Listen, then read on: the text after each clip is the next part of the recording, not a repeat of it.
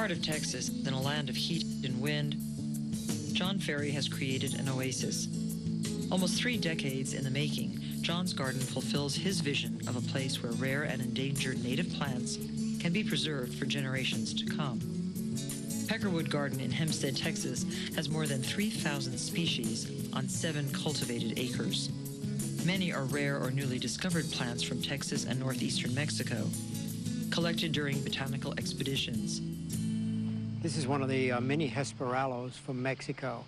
This is a species that's found near Mamaliki Pass on the way to Monterrey.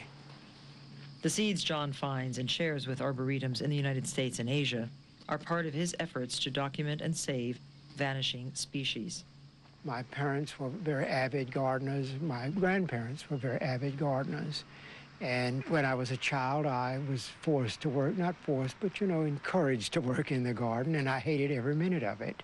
And then I guess it was in my blood, and so it came out here.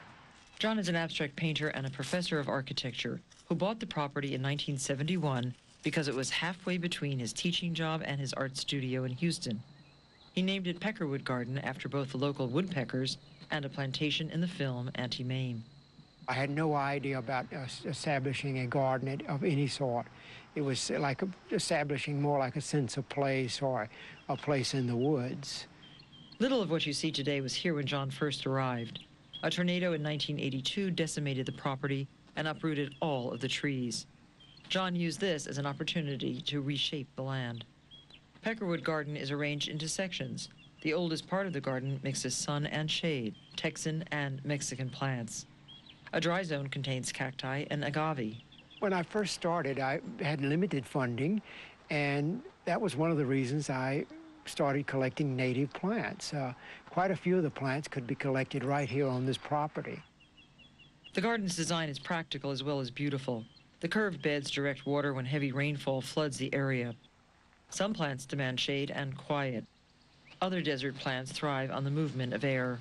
I thought a lot about the wind and about the wind in the summer versus in the winter. And then I started becoming aware of the angle of the sun and the intensity of the sun and how it affects our lives psychologically by the motion, the movement of plants, but also by their colors. The soft blues and greens of some of the desert plants can be very relaxing on a hot August day.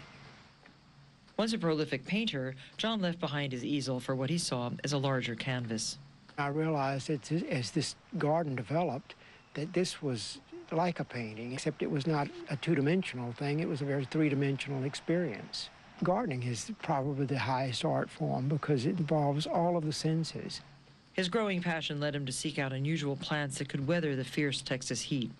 John began trading seeds with arboretums in North Carolina, California, and Korea. In 1988, he joined a seed collecting expedition in Mexico.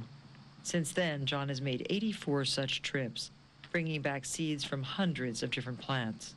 The garden changed drastically once we started the expeditions to Mexico. This had a tremendous impact on my design knowledge, on my plant knowledge, the whole works.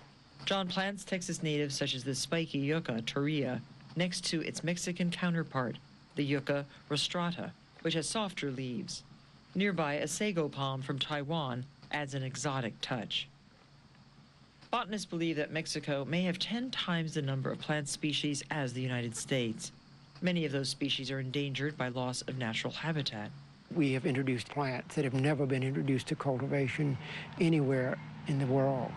And then, of course, we've discovered a few new plants. This is a new Zephyranthes, rain lily. Beautiful. They're triggered by rain, and this particular one is about 2 days old. We're calling it Rancho El Cielo because that's where it was found. The purpose is to share this with other people and also to make Mexico and the United States aware, the whole world aware of what the wonderful plants that are growing in northeastern Mexico. No major research has been done in northern Mexico since 1890s. John hopes that the work he has started in his garden will continue long after his stewardship of the land is over. To ensure that, he has turned Peckerwood into a foundation supported by the Garden Conservancy, a group that preserves American gardens. It's very difficult to say what you want your legacy to be.